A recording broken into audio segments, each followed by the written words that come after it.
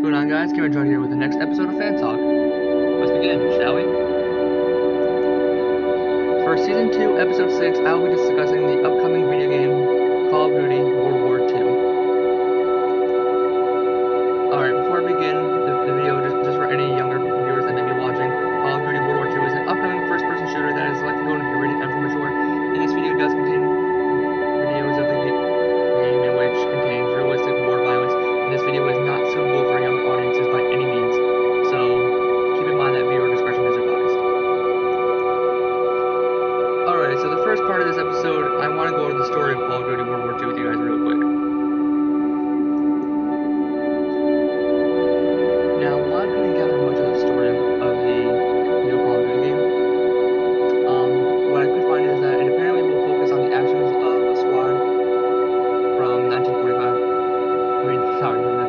to 1945 in the European area at a time when the Allied forces were starting to gather strength on their march to Germany, and the campaign will cover fighting in occupied France, Belgium, and across the Rhine into Germany.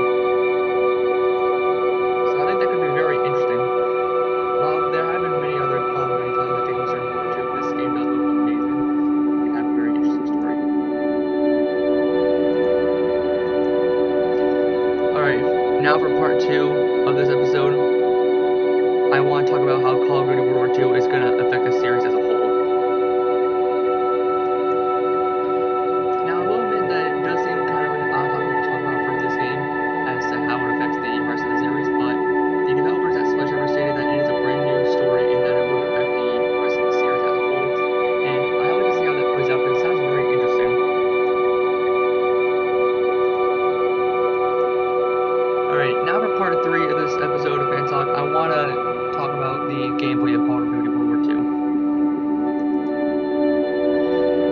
Now, as far as gameplay goes for Call of Duty World War II, I don't think it'll be too different from the rest of the series, because the controls might remain the same as they have for the past few titles in the Call of Duty franchise, but then again, every developer is different, so for all we know, the controls could change. I don't think they'll change drastically, though, if they do decide to change the controls at all.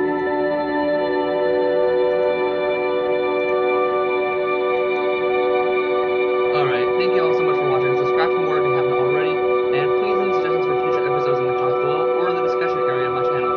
Until then, the next episode we'll be discussing is the upcoming remake of the classic horror movie Stephen King's It.